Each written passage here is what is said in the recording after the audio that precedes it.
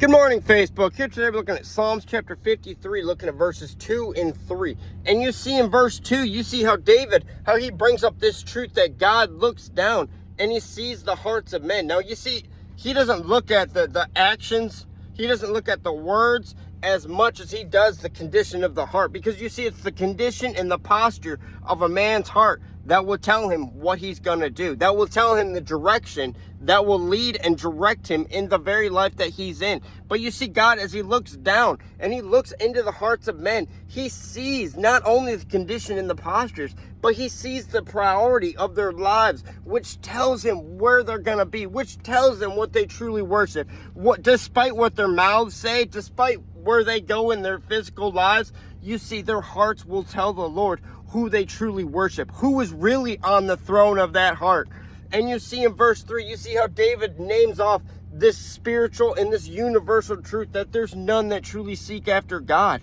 And you see, David doesn't just say this because it's a universal truth. David says this also out of his own experience. You see, David's been on that mountaintop and he's been on that valley more times than he can count. And you see, David knows that there's one single habit that us as humans have in common. You see, when our backs are against the wall, when we are in the hardest situations of our lives, you see, it's at that moment it's easy for us to see God. Not because we want him so drastically, but because we've tried everything else. We've tried everything in our own strength that we can possibly think of to make this situation better, to fix our emotions, to make ourselves feel better, and to even mask or take away all the gut-wrenching pain that we are feeling. But you see, when push comes to shove, when we tried everything in our own resources, when we have quenched up all our human arsenals to handle this situation, we realize that the only thing that we have accomplished in our own human strength is make things so much worse than they were from the beginning.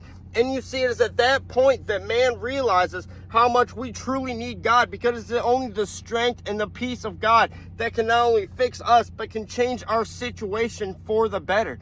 And you see David, how he's learned that he doesn't want to repeat that same mistake. But us as Christians today, if we examine our hearts, can we see our need for God as we start this day? What is it we're truly seeking? What is it we truly need?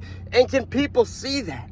Can people see in us how much we truly need and desire God? That he's not just some kind of piece of jewelry or piece of clothing that we put on when the occasion calls for it. But we need God and we want God in our lives despite the circumstances, despite the situation. No matter what we go through, God is always the first and foremost priority in our hearts.